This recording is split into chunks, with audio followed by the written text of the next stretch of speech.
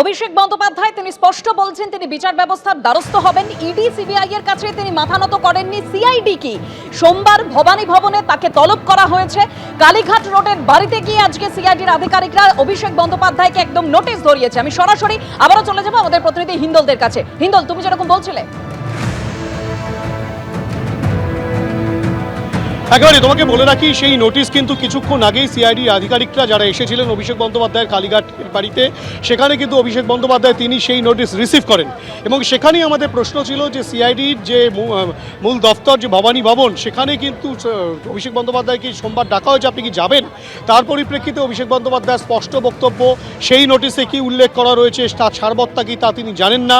দীর্ঘক্ষণ সিআইডির আধিকারিকরা অপেক্ষা করছেন, সেই কারণে তিনি তা রিসিভ করেছেন এবং আইনি প্রক্রিয়ার মাধ্যমে তিনি সমস্ত বিষয়টা দেখবেন এবং তার পাশাপাশি তিনি বলেছেন সহযোগিতাও করবেন। সবচেয়ে বড় বিষয় তোমাকে বলে রাখি যে একটা টানা পড়েন এবং একটা টানটান উত্তেজনা ছিল হরিশ মুখার্জি রোড এবং কালীঘাটে। কেননা হরিশ মুখার্জি রোডেই প্রথম সিআইডি আধিকারিকরা শান্তিনিকেতন যে বিল্ডিং রয়েছে সেই বিল্ডিংয়ে তারা নোটিশ সার্ভ করতে যান এবং দীর্ঘক্ষণ তারা সেখানে ছিলেন। কিন্তু সেখান থেকে বলা হয় সে অভিষেক বন্দ্যোপাধ্যায়ের বাড়িতে যিনি ছিলেন তিনি বলেন যে অভিষেক বন্দ্যোপাধ্যায় এখানে নেই।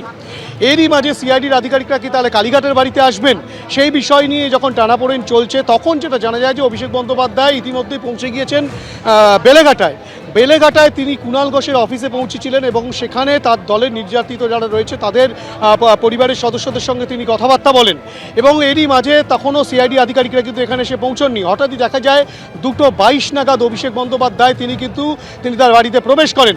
বাড়িতে প্রবেশ করার সঙ্গে সঙ্গে তিনি যেটা স্পষ্টত বলেন যে শান্তিনিকেতনের বাড়িতে তিনি থাকেন না, তিনি থাকেন কালীঘাটের এই বাড়িতে এবং সেটা সিআইডির জানা প্রয়োজন। যদি সিআইডিকে কোনো নোটিশ সার্ভ করতে হয় অথবা সিআইডির যদি কোনো কথাবার্তা বলার হয় তাহলে যেন সেই কালীঘাটের এই বাড়িতে এসে বলেন।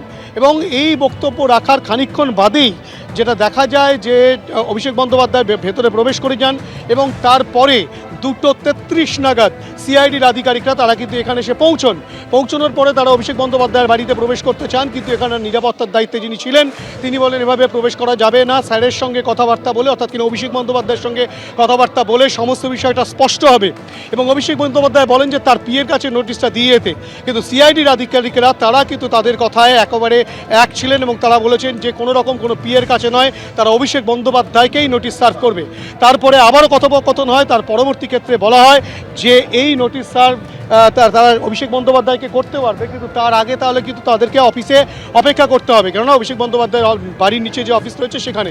সিআইডি আধিকারিকরা তাতেই সম্মত হন এবং তার কিছুক্ষণ বাদেই দেখা যায় যে অভিষেক বন্দ্যোপাধ্যায় 2:45 নাগাদ তিনি বেরিয়ে এসে সিআইডির আধিকারিকদের থেকে সেই নোটিশ তিনি রিসিভ করেন এবং তার পরবর্তী ক্ষেত্রে তিনি সোমবার ভবানী ভবন যাবেন কিনা তার প্রশ্নের উত্তরে তিনি যেটা জানান যে নোটিশে কি আছে তিনি তার সারবত্তা জানেন না।